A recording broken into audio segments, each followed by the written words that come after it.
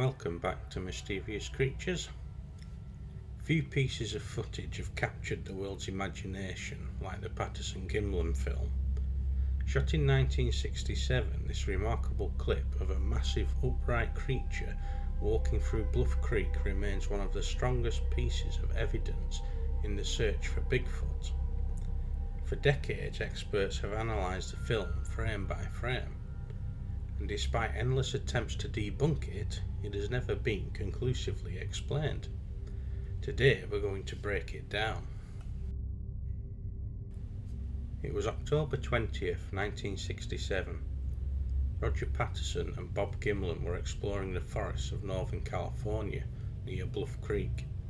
Suddenly their horses spooked. Just ahead they saw an enormous hair-covered creature walking upright across the sandbar. Patterson quickly grabbed his 16mm camera and began filming. What he captured would change the world. The film runs for just under a minute. We see a large, muscular creature covered in dark hair. It walks with long, powerful strides. At one point, the creature famously turns its head to look at the camera. Frame 352, an image that has become iconic.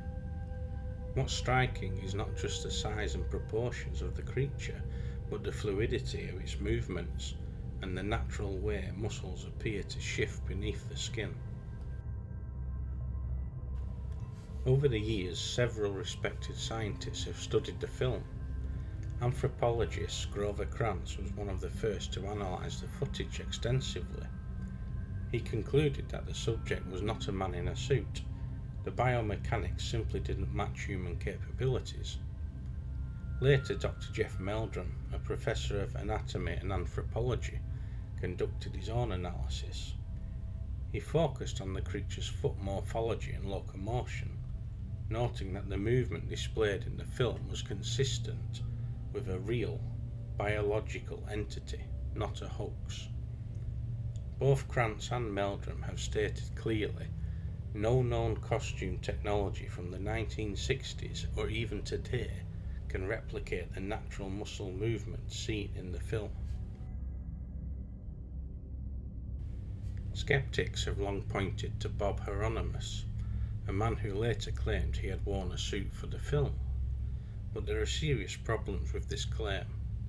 Heironimus refused to take a lie detector test. He could not identify the exact film site when asked to show where the filming took place. And crucially, to this day, he has never been able to produce the supposed suit.